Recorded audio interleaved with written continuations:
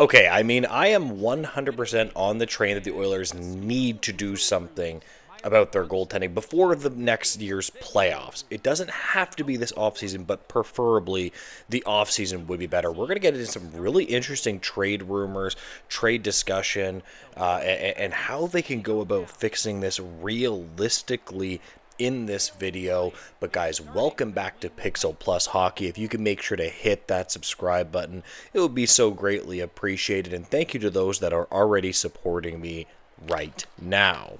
Now, I'm not going to sit here and tell you that the only problem with the Oilers is their goaltending. That's not true. I mean, at the end of the day, the past two Stanley Cup finals, they've ran into like the best team, obviously, and then they won the cup.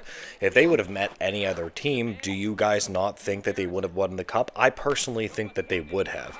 But this is an issue that they need to get fixed, and they need to actually get a quality goalie. That's why these trade rumors that we're talking about today, and we're going to be talking more trade rumors later on in the video too, is kind of interesting and somewhat doesn't make it a lot of sense, at least to me, the way that I view this player. So now we do know that the Oilers were in the mix for Silovs. Pittsburgh ended up getting him. Again, I'm not the hugest fan of him, but again, I'm not a goalie guru personally, but we have a very interesting quote here. Quote, Oilers were involved. I think another team was in the mix, but just couldn't quite get it done. Cervelli said, the Oilers don't really have a ton to offer and weren't entirely sure that Silovs is better what they have right now in Stuart Skinner as well as Calvin Pickard. Yeah, this is exactly where I'm at with this. I, again, am not a fan of Silovs necessarily. I know he's had good AHL numbers, if I see him in the NHL, I look at his stats in a small sample size, I just don't really see much there. Now, again, goalies are absolute voodoo. That could completely change. Maybe he turns into a starter or a really good 1B. Perhaps he turns out to be better than Stuart Skinner or Pickard. I don't think that's actually true, though. I think that they have to aim higher, and again, it is a little depressing, though, that the Oilers might actually be going back to the season with their current goaltending. Like, I personally just find that unacceptable in my opinion. Like, you have to get something done. I think Oilers fans deserve to have this solved by next season. Now, with the Pittsburgh Penguins acquiring Silovs, you have to look at it that, like, okay, what are the Pittsburgh Penguins actually going to do? And this is going to lead me into the next trade rumor that I want to talk about because, you know, if they are going to retool, rebuild, like, I don't think the Pittsburgh Penguins are going to be very good. Maybe they just want to get a younger goalie that possibly has some potential in. It actually makes some logical sense. And this is where speculation and rumors are starting to pick up around Tristan Jarry, and this is actually a decent little rumor here because this very well potentially could be an upgrade for the Oilers. Quote, Pittsburgh, of course, still has Tristan Jarry as their number one guy, but could this Silov move shake him loose? Daily Faceoff's Jeff Merrick thinks that could be the case. Speculation about where Jarry, whose name has been in the rumor mill for some time, is destined for.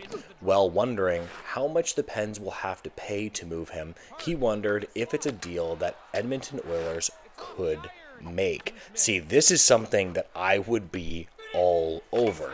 Now, we got to talk about, cap hit, and the Oilers are obviously in a bit of a cap, salary cap issue. They've done a good job of getting younger. We talk about Isaac Howard. They've done a decent job patching up, but they have to fix their goaltending. This is something that I would absolutely point to as a guy that I think, while he's not a superstar starter, could win a Stanley Cup with them. Now, Jarry did take a little bit of a step back last year at .893. I'm not going to bury him too much for that. If you look over the course of his career, he's played a pretty good amount of games, and he has a 2.75 goals against average and a .909 save percentage. This is something you might be able to actually make an argument would actually help the Oilers. Now, at the end of the day, taking on a contract like this does take some risk, because the Pittsburgh Penguins actually paid Tristan Jarry quite a bit. He's getting paid $5.3 million. So here's the thing. Can the Oilers possibly get them to retain, right? That's possible. If you can get them to retain, let's say 40% of the contract, 50, 45, 50% of the contract, something around there, that becomes a lot more manageable and a lot less risky. I think that the Pittsburgh Penguins would have no problem trading Jarry if you just take the entire cap hit, but there's no way the Oilers could or would even want to do that. $5.3 million for 3 years is a huge commitment, especially if Tristan Jarry might not actually work out. Because if he doesn't work out, you're stuck with that 5.3. You're in a really, really, really bad situation. Okay, so I'll do question of the video right now. Who do you guys think the Edmonton Oilers should go after? I think Jarry is actually a decent option. Should they go back into this season with this goaltending tandem? Should they say, okay, you know what, we'll wait going into this season and try to get another player, but if you do that, that holds risk. Just because you're going into the season doesn't mean that guy is going to shake loose. You know, they did miss out on John Gibson. Perhaps they weren't that interested in John Gibson, which is fair. I was an advocate of them getting him, but at the end of the day, you know, that holds risk too. That doesn't necessarily mean that it's for sure going to work out. Goalies are so random. They're simultaneously the most important position in hockey, but they're also they're so variable that they're up and down and all over the place. You just never know what you're going to get from them. But either way, I am glad the Edmonton Oilers are at least trying to fix their goaltending. I really, really hope Connor McDavid obviously does resign in Edmonton. That's what I would prefer if he does. I think he should finish what he started in Edmonton. But anyways, guys, I'm going to leave this video here. If you could make sure to like, comment, and subscribe, I would greatly appreciate it, guys. And make sure to have a great day. Goodbye, guys.